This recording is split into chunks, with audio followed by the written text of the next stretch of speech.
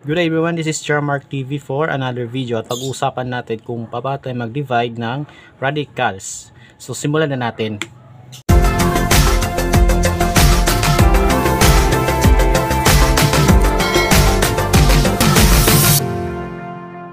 Okay, so ang isa sa law of radicals na pagtuunan natin ng pansin is the law of quotient of radicals. So as you can see, we have nth root of a divided by nth root of b is equal to nth root of a over b. So just like we did in multiplication, so sa previous video is nag-multiply tayo ng radicals na parehas yung index. So for this video, magdi-divide tayo ng radicals na parehas din yung index. So bale, kapag magkaiba yung index, of course, i-discuss natin yan sa next video natin. Okay? So, for now, same index muna. Okay? So, for example, kapag magdi-divide tayo ng radicals na parehas yung index, let's say, square root of 10 divided by square root of 2. So, as you can see, parehas yung index nila, which is 2. Diba? So, pwede natin i-divide yung mga radicands. Okay? So, this will become square root of 10 over 2. And that is equal to square root of 5 because 10 divided by 2 equals 5. Okay? Kung cube root yan, that is 3 yung index nila. Kung parehas 3 yung index nila, of course, 3 din ang magiging index ng sagot. So, kung cube root of 10 divided by cube root of 2, magiging cube root of 5 na siya.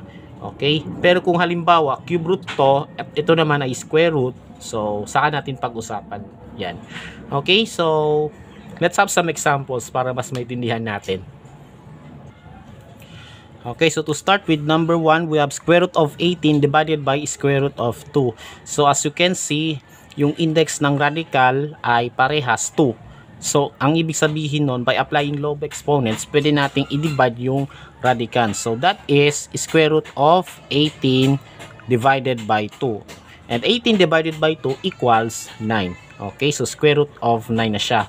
Okay, and square root of 9, since 9 is a perfect square, so the square root of 9 should be equal to 3. Kaya ang sagot po ay 3.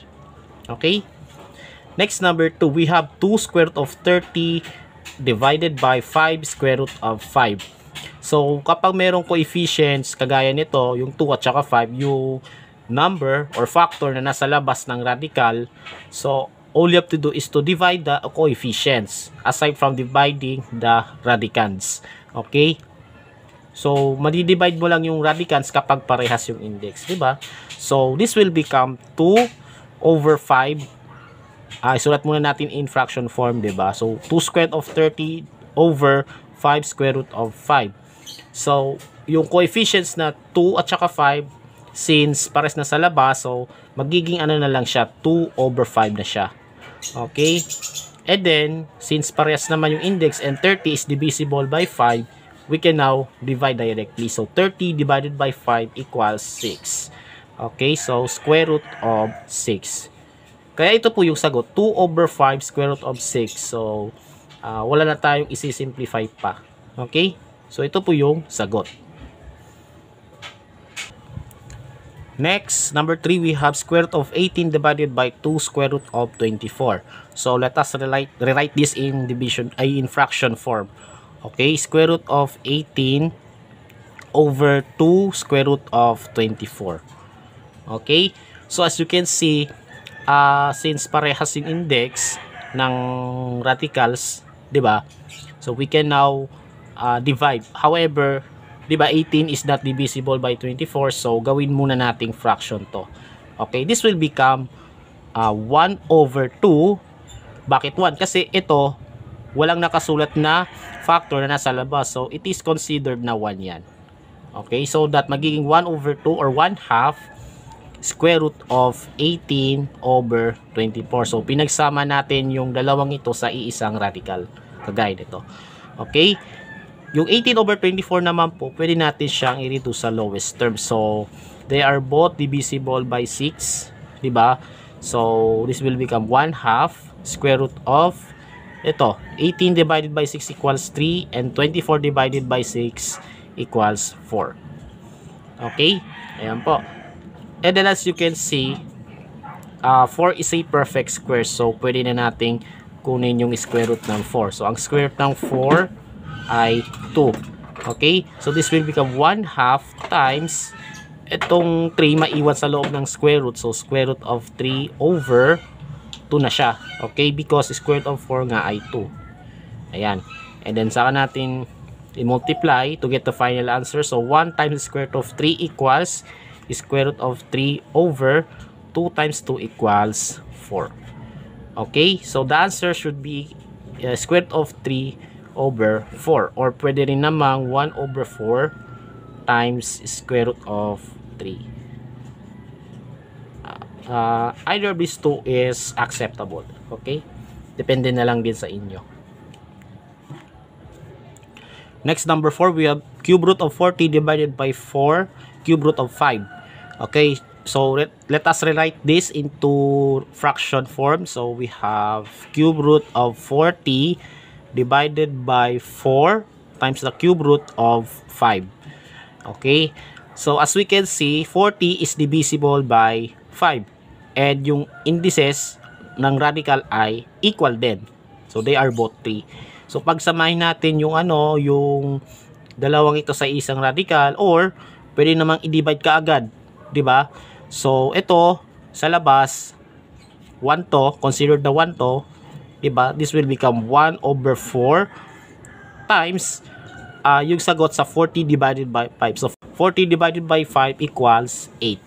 Okay, so this should be equal to the cube root of 8. Okay?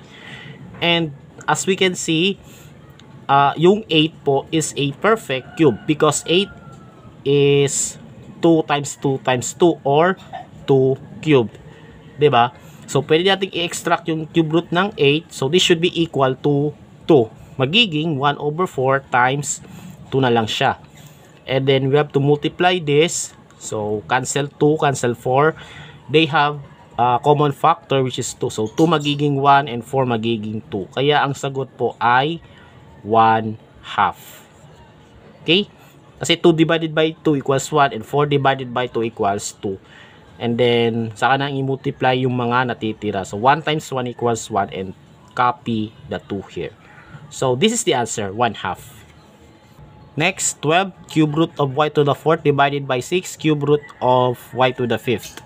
Okay, so let us rewrite this in fraction form. So, 12 cube root of y to the 4th over 6 cube root of y to the 5th power. Okay? And then, saka natin pagsamahin itong dalawa sa iisang radical. Kasi, pares naman yung index nila. So, this will become 12 over 6 times the cube root of y to the 4th over y to the 5th. Okay? And, tignan nyo, by applying the law of exponents, di ba, since pares naman yung base, no, pwede na natin i-subtract yung exponents. However, yung mas malaking exponent ay nasa baba. So, alisin mo to. Yung 4 na exponent ibaba mo, and then subtract. Okay, so this will become, ito muna, 12 divided by 6 equals 2. And then, we have cube root of 1 na to, diba? 1 over y raised to 5 minus 4 equals 1. So, y to the first. Or simply, y na lang. Okay? Ayan po.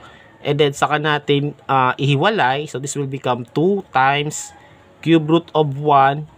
Pero kasi, ang cube root of 1, 1 na talaga yan. Eh, diba? So, gawin na lang natin 1 over cube root of y. We're not yet done because hindi pa naka-rationalize to. So, kailangan muna natin i-rationalize to declare the final answer. Okay? So, ang exponent ng y ay 1, pero ang index ay 3. So, ibig sabihin, kailangan ng exponent after we multiply some expression, kailangan magiging exponent ay 3. So, ibig sabihin po, i-multiply natin yung kulang na factors ng y. So, i-multiply dapat natin sa cube root of y squared. Okay? Kasi 1, kailangan pa ng dalawa to get 3. Okay? So, 3 ay cube root of y squared over cube root of y squared. Okay? So, this should be equal to 2 times, ito, pwede natin i-multiply. So, cube root of y squared over cube root of y cubed. Cancel mo yung 3. Ang matitira na lang ay y na lang. So, we can write this as 2 cube root of y squared over ito, y na lang sa baba. Okay? So, ito po yung sagot. Next, number 6, we have square root of 20x cubed y to the 5th power divided by square root of 32x to the 5th y squared. So, since magkaparehas yung index nila, pwede nating pagsamahin yung radicals sa iisang radical. Okay? And by applying the law of radicals, so since division siya, isulat na lang natin as fraction. Okay? So, square root of 20x cubed y to the 5th over 32x to the 5th y squared. Okay? I-simplify natin na sa loob. Okay, simplify natin. So, yung 20 over 32, di ba? Isulat muna natin square root. Yung 20 over 32, they are both divisible by 4. Tama? They are both divisible by 4. So, 20 divided by 4 equals 5. And 32 divided by 4 equals 8. Ayan. Next naman po, we have x cubed over x to the 5th power. So, by applying the law of exponents, pwede nating isubtract. Diba? Pero yung mas malaking exponent yung nasa baba. Okay? So, alisin mo na to. Yung 3, ibaba mo, and then subtract. So, 5 minus 3 equals 2. So, yung x squared po ay nasa baba. Okay?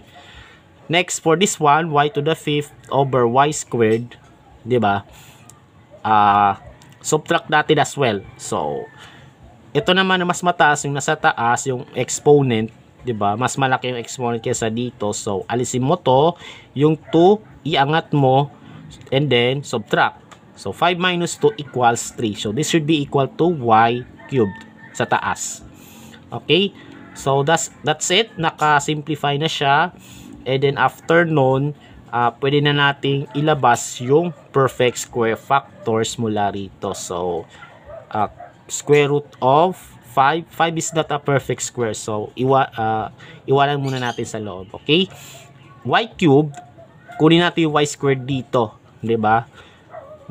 Kasi nandito yung perfect square factor. So, y squared. Then, over 8. 8. So, kunin natin yung perfect square factor which is 4. Kunin natin yung 4 dyan.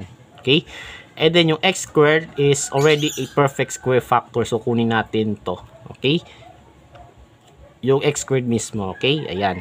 Times, isulat natin yung mga natira sa loob. Okay? So, 5, hindi natin kinuha.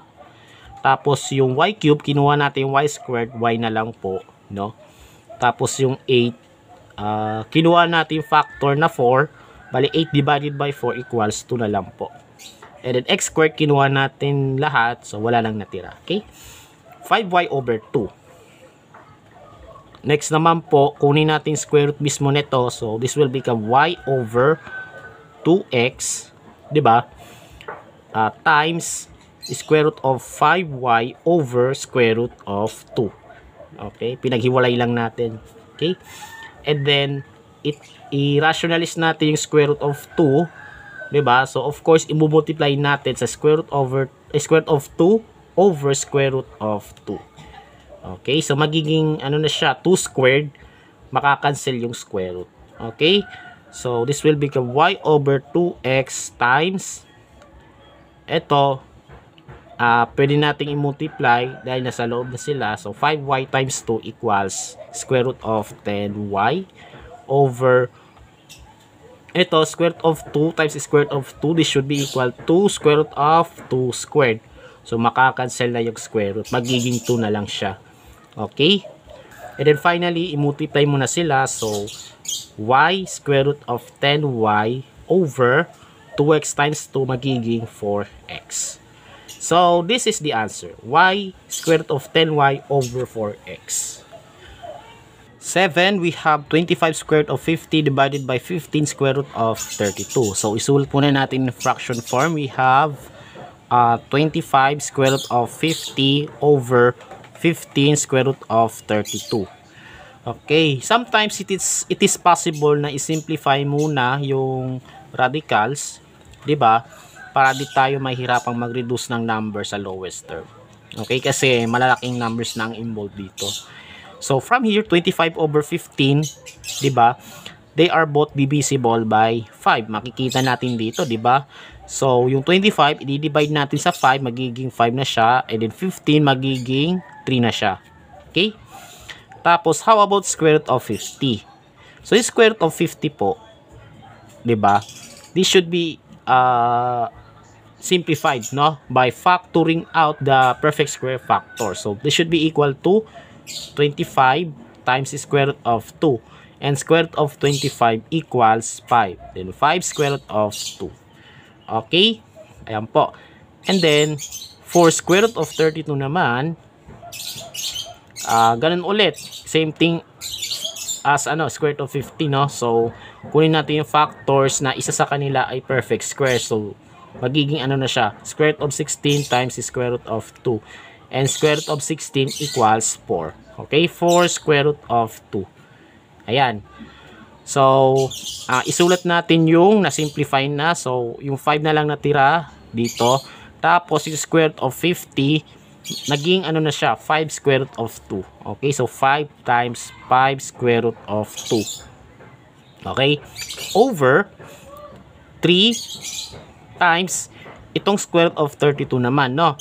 So, magiging na siya, naging na siya, 4 square root of 2. So, yung 32, palitan natin to, magiging 4 square root of 2. Okay, ayan po. And then, as we can see, no, pwede na nating i-cancel yung square root of 2. Kasi square root of 2 is also a factor. 5 is also a factor. 4 is also a factor. Ganon. So, we have a common factor of square root of 2 and that should be cancelled. Okay? Ayan po. So, anong na lang natira? 5 times 5 over 3 times 4. Kaya ang sagot po ay 25 over 12. Okay? 5 times 5 is 25 and 3 times 4 is 12. Number 8, we have 2 square root of 24 minus 3 square root of 30 all over 4 square root of 6. So, this involves two-term expression, no? I-divide natin sa single term expression. Okay? Parang, nagdi-divide tayo ng binomial or polynomial sa monomial. So, in order to do this, simply i-divide lang yung bawat term sa monomial. Okay? So, ibig sabihin, itong 2 squared of 24, i-divide natin dito. Tapos, yung negative 3 squared of 30, i-divide natin to. So, this will become 2 squared of 24 over 4 square root of 6 minus 3 square root of 30 over 4 square root of 6. Diba? And then, proceed to division na. So, 2 over 4 can be simplified to 1 over 2. Okay? Kasi 2 divided by 2 equals 1 and 4 divided by 2 equals 2. Okay? So, as a coefficient na lang din, di natin kailangan isulat yung 1. So, we just remove this number. Okay?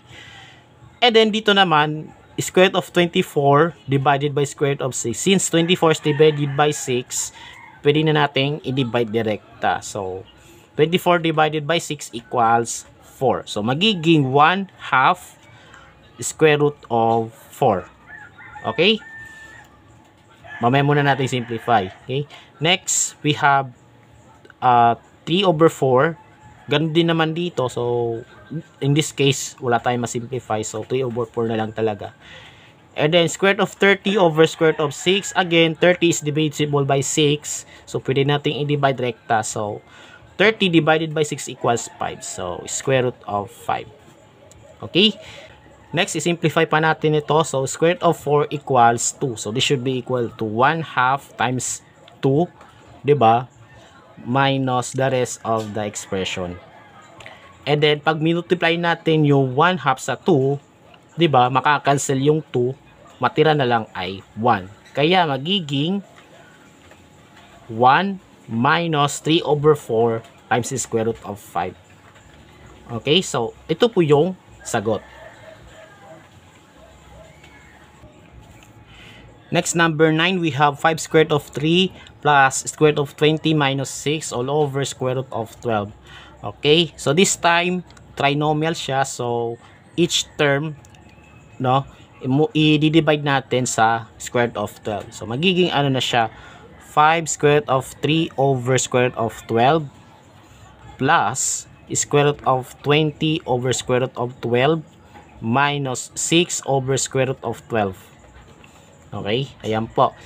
Tapos, isa-isahin natin ang pag-simplify. Okay, so starting with this one, isulat muna natin yung 5 dito times, pagsamahin natin yung radican sa iisang radical. So, square root of 3 over 12 na siya. Okay, plus, ito naman, pagsamahin natin as well. So, magiging square root of 20 over 12. Okay? Minus 6 over square root of 12. Okay? And then, saka natin i-simplify. So, this should be equal to 5 times, itong 3 over 12 can be simplified to 1/4. Because yung 3 at saka 12, parehas na di-divide sa 3. So, 3 and 12 divided by 3, that is equal to 1 and 4. Okay? Then plus, dito naman, 12 over 12, yung 20 at saka 12 ay nadi-divide sa 4. So, yung 20 at saka yung 12, pag dinivide natin sa 4, magiging 5 and, ano na siya, 5 and 3. So, 5 over 3. And then minus 6 over, itong square root of 12 can be simplified, no? So, from here, square root of 12, magiging ano na siya, no? Square root of 4 times square root of 3. Finactor out natin yung perfect square factor. And square root of 4 equals 2. Tapos square root of 3. Okay, so yung square root of 12 naging 2 square root of 3 na siya. Okay, and then i-simplify pa natin further to get the answer. So, 5 times square root of 1 over 4. Since 4 is a perfect square, diba? So, the square root of 4 equals 2. But, it is a fraction, so magiging 1/2 na siya. Okay? And, square root of 1 is also equal to 1. Okay? The square root of 1 is 1. Square root of 4 equals 2, kaya naging 1/2. Plus, square root of 5 over square root of 3, then minus 6 over 2 square root of 3. Okay? Ito, pinaghiwalay natin sila, and then saka kinopya natin to. Okay? Yan, tanggalin na natin, and then para dito sa first term, we have 5 times 1/2. This is equal to 5 over 2. Okay? For this one, square root of 5 over square root of 3, let us rationalize. So, ano natin, i-multiply natin sa square root of 3 over square root of 3 because ito yung, ito yung denominator niya. Okay? So, this should be equal to square root of 15 because 5 times 3 equals 15 over square root of 3 times square root of 3 magiging square root of 3 squared na siya. And then, makakancel to.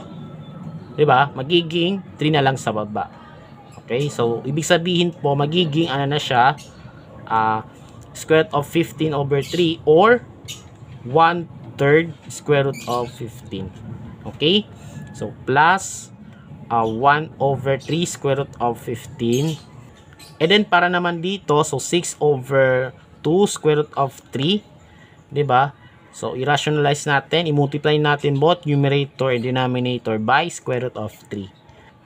So, ito, pagtabihin mo to, so 6 square root of 3 over, itong dalawang ito, square root of 3 times square root of 3, this should be equal to square root of 3 squared, then cancel out square root.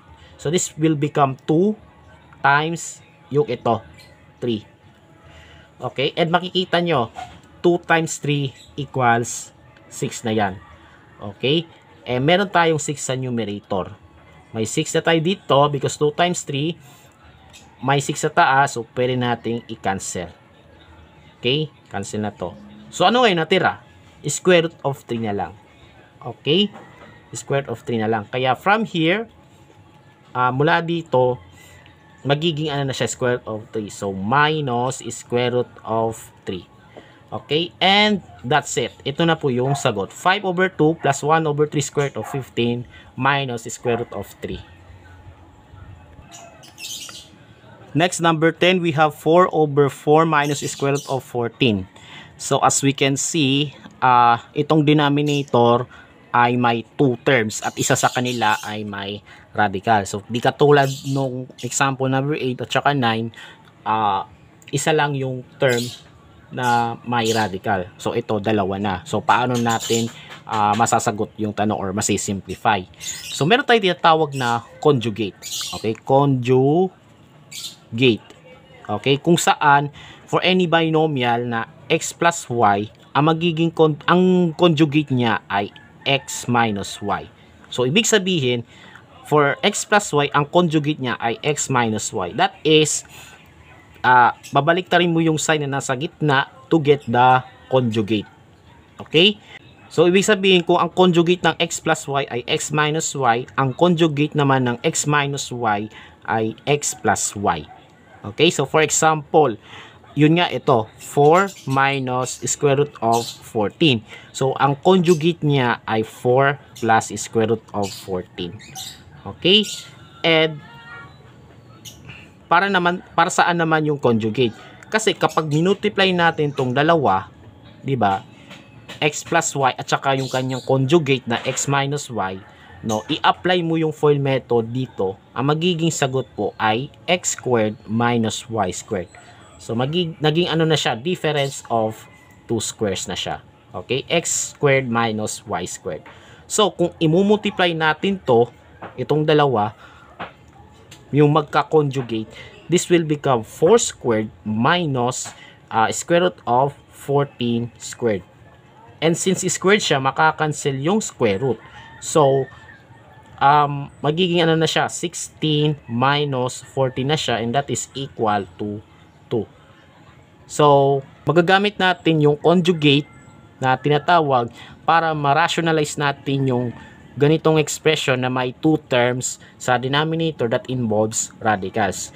So, kapag minultiply natin sa conjugate niya, magiging rational na siya. Okay? So, balik na tayo sa example number 10. Ano po? So, 4 over 4 minus square root of 14. So, for this one, since dalawa yung yung terms at isa sa kanila ay may radical, so, imumultiply natin both numerator and denominator by the conjugate of the denominator. Ito po yun, okay? So, ang conjugate niya ay 4 plus square root of 14. Okay? So, of course, 4 plus square root of 14 din to. Ayan siya, okay? And then, kapag kinuha natin yung product, no, magiging difference of two squares na siya. So, remember po, x plus y multiplied by x minus y is equal to x squared minus y squared. Okay? X squared minus y squared. So, sa numerator, i-distribute na lang natin, no? So, 4 times 4 at saka 4 times square root of 14. This should be equal to 16 because 4 times 4 po yun eh. 4 times 4 equals 16 plus 4 times square root of 14. No, hindi pwede. Kasi wala to sa loob ng radical eh. So, 4 square root of 14. Okay? And then sa baba, pag binultiply natin, pag sinundan natin yung pattern na to, magiging ganito na siya. So, this will be equal to 4 squared minus square root of 14 squared. Okay? Sana nasundan ninyo. So, cancel mo to, yung square root, this will become, ito ulit, 16 plus 4 square root of 14, diba? Over 4 squared equals 16 minus 14. Okay? And 16 minus 14 equals 2. Ayan na siya. Okay? And then, i-divide mo tong 16 at saka yung 4 sa 2. So, 16 divided by 2 equals 8. And 4 divided by 2 equals 2. And then, copy square root of 14. That's it. Nakasimplify na siya. So, wala na tayong isi-simplify pa. So, the final answer is 8 plus 2 square root of 14. Next, number 11, we have 8 over square root of 5 minus 2 square root of 2. So, same process din po ang gagawin as number 10. However, base dito sa given, we have two terms here but both of them have radicals. So, ano na din, parehong process din, no? So, i-multiply natin both numerator and denominator by its conjugate. Okay? So, ang conjugate ng square root of 5 minus 2 square root of 2, so, gagawin mo lang yung positive. Diba? 5 ay square root of 5 plus 2 square root of 2. Okay, yan po yung i-multiply natin, di ba? So, square root of 5 plus 2 square root of 2. Ayan. And then, sana tayo mag-proceed sa multiplication sa numerator, di ba? So, 8 times square root of 5, pagtabihin mo na lang. 8 square root of 5 plus, ito, 8 times 2 square root of 2. So, yung 8 mamumultiply sa 2, di ba? So, 8 times 2 equals 16 square root of 2. Okay? And then, remember po, kapag binultiply natin ito sa kanyang conjugate, magiging squared na siya. Okay? Difference of 2 squares. Okay? So, this will become square root of 5 squared, di ba? Minus 2 square root of 2 quantity squared. Okay? Marilis nga to sa 2, di ba? And then, i-simplify natin yung nasa baba. So, square root of 5 squared minus 2 square root of 2 quantity squared. Okay? Cancel mo to, 5 na lang siya, minus, itong 2, yan, madidistribute yan. So, 2 squared times square root of 2 squared, makakancel na to. So, 2 na lang po. Okay? Then, magiging 5 minus 2 squared equals 4 times 2 equals 8. And 5 minus 8 equals negative 3. So, ibig sabihin, ang equals nito ay negative 3. So, 8 square root of 5 plus 16 square root of 2 all over negative 3. Okay? And then, finally, i-divide natin, diba? So, 8 divided by negative 3 and 16 divided by negative 3. So, magiging ano lang siya, negative 8 over 3, kasi, diba, positive divided by negative is negative, no? Negative 8 over 3 square root of 5. Then, para naman dito, positive divided by negative equals negative. Then, 16 over 3. Hindi na siya na-divide nasakto diba? 16 over 3 square root of 2. That's it. Ito na po yung sagot. Negative 8 over 3 square root of 5 minus 16 over 3 square root of 2. Okay, let us move on to the last one. We have number 12. Square root of 2 plus square root of 3 all over 2 square root of 2 minus square root of 3. Okay, so again, 2 terms ulit, tapos may radical pareho, no? So, i-multiply natin both numerator and denominator by its conjugate. Okay? So, for this one, ang conjugate niya ay ito, 2 square root of 2. Ito, magiging plus na siya. Then, square root of 3. Okay? Yan po yung ano niya, conjugate nito. Okay? And then, for the numerator, you just copy this one. So, 2 square root of 2 plus square root of 3. Okay. So, i-multiply natin yung numerator. So, we have 2 terms sa numerator. And then, ito naman ay 2 terms din.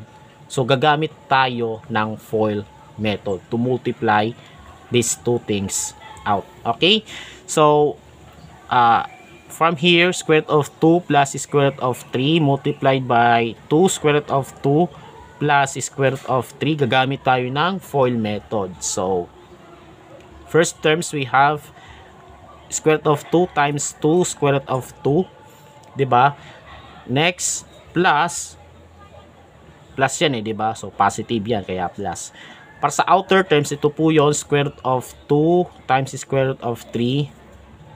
Then, para sa inner terms naman, so, positive times positive, positive. Inner terms, we have square root of 3 times 2 square root of 2. And then, for the last term, positive, positive, positive, diba? So, square root of 3, ayan, times square root of 3. Okay? And then, saka natin i-simplify isa-isa. So, square root of 2 times 2, square root of 2, copy 2 here. And then, square root of 2 times square root of 2, magiging square root of 2 squared na siya. So, makakancel na lang yung square root. So, magiging 2 na lang siya, okay? So, times 2. Diba? Square root of 2 times square root of 2 equals square root of 2 squared. Then, cancel mo to. Itong 2, ito na siya. Okay? Ayan po. Plus square root of 2 plus square root of 3 equals square root of 6. Plus square root of 3 times 2 square root of 2. So, copy 2. And then, 3 times 2 equals 6. So, square root of 6. And then, plus square root of 3 times square root of 3. No? Magiging square root of 3 squared. Cancel mo yung square root, 3 na lang po. Okay? So, yun nga, 3 na lang talaga. Okay? Ayan, and then saka natin i-simplify na. Combine similar terms. Okay? So, 2 times 2 equals 4 plus 3 equals 7. Then, plus square root of 6 plus 2 square root of 6. Diba? Ito, 1 na to eh. Diba? So, 1 plus 2 equals 3. Okay? 7 plus 3 is square root of 6. Okay, so sa numerator pa lang tayo ha. Sa numerator pa lang tayo. So, 7 plus 3 is square root of 6. Baka naman may magtanong, sa nakuha to, syempre minultiply natin to, ito yung process. Okay? Ayan po. So, burahin na natin.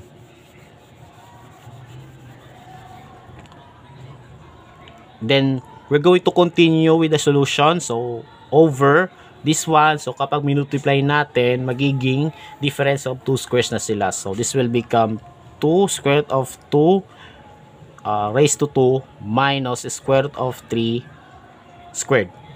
Okay? I-simplify natin to. Okay? So, 2 square root of 2 quantity squared minus square root of 3 squared. Okay? So, cancel this out. Tapos, ito, tsaka square root of 2. Yung 2 tsaka square root of 2 ma-erase dito. Okay? So, 2 squared times square root of 2 squared. Makakancel lang to. So, 2 na lang po. Then, minus 3. Okay? So, 2 squared equals 4. Times 2 equals 8. Then, minus 3 equals 5. So, ibig sabihin ito, ito kapag sinimplify natin, magiging 5 na siya. Okay? Kasi pinakita na natin yung solution. Okay? So, 7 plus 3 square root of 6 over 5. Ayan po. Okay? And then, saka natin i-divide sa 5. So, gagawin na lang nating fraction kasi hindi siya divisible by 5. Or hindi sila divisible by 5. Okay? Magiging 7 over 5 plus 3 over 5 square root of 6. That's it. Ito na po yung sagot. Alright, so I hope na meron kayo natutunan sa video na ito kung paano tayo mag-divide ng radical. So, kagaya nga ng sinabi ko, keep on practicing para ma-master natin yung ganitong mga topic. Okay, so, ayun, ang dinidivide natin is yung mga radicals na parehas yung index. Bale, mag-upload ako na susunod na video paano kung magkaiba naman. So, pagsasamahin natin yung multiplication tsaka division sa iisang video, but their indices are different. Okay, so do not forget to subscribe to my channel for more videos and follow me on my TikTok account. So, stay safe sa ating lahat. God bless, and as always, have a great day sa ating lahat.